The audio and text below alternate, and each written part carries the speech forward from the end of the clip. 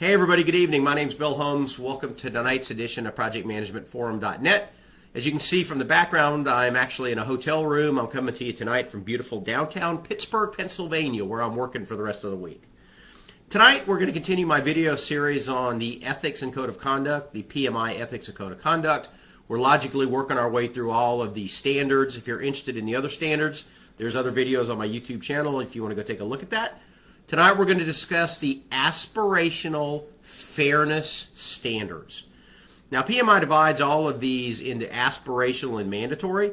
Aspirational means you should strive to achieve it, but if you do not, you're not in violation of the Ethics and Code of Conduct. If you in fact violate the mandatory standards, you are in fact in violation of the Ethics and Code of Conduct and can be sanctioned. So let's work our way through these fairness standards. The first fairness standard says we demonstrate transparency in our decision-making process. Now let me say I disagree with PMI on this particular one. I feel like transparency is all about running a project.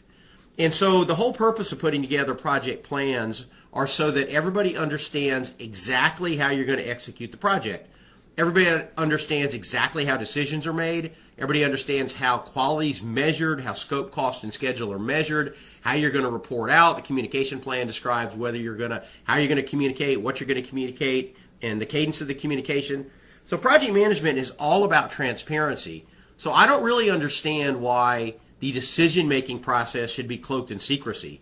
I personally believe that the transparency in decision-making processes should be a mandatory standard, because when you talk about the morale of the project team, nothing hurts morale more than what are perceived as arbitrary decisions. The next aspirational standard is we constantly re-examine our impartiality and objectivity, taking corrective action as appropriate. Completely agree with that. I see a lot of project managers become wedded to their project. They forget about the fact that they're supposed to execute the project without passion or prejudice, and that's a term I use. It's a legal term I've heard, because it's not your responsibility to deliver the project if the project is not going to deliver the needs of the organization. In that instance, it's your responsibility to tell the organization the project isn't going to meet the needs of the organization and perhaps recommend killing it. Project managers a lot of times have problems with that. They become so invested in the project that they take it personally. You should never take a project personally. It's your responsibility to remember that the purpose of the project is to meet a need of the organization. If the organization's needs move, if the project's not going to execute as possible, and that happens a lot of times with sort of intellectual type projects, you have to be impartial. You have to have impartiality and be objective so that you could take that necessary corrective action, and that is not going to happen if you are wedded to the project. So PMI completely agree with this one. We provide equal access to information to those who are authorized to have that information. Now the authorized piece is interesting. I do feel like you have to adhere to the standards that your organization has for who gets to see what, especially if you're working on a secret project. But you should always provide equal access to information to those who are authorized to have it.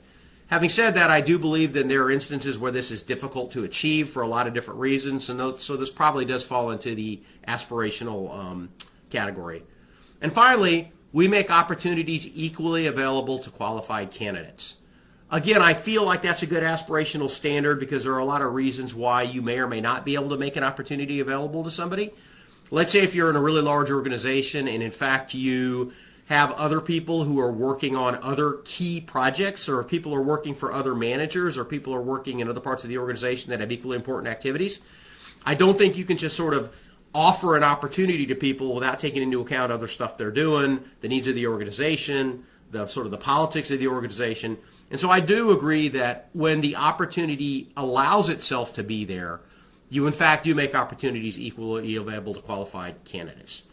Okay, that's it for tonight. If you are interested in any topic at all, please just let me know. I can cover anything that's in the PMBOK. I can cover things that are beyond the scope of the PMBOK, so I'm happy to do that too. Next class is going, or the next session will be on the mandatory fairness standards. All right, everybody, thank you. Have a good night.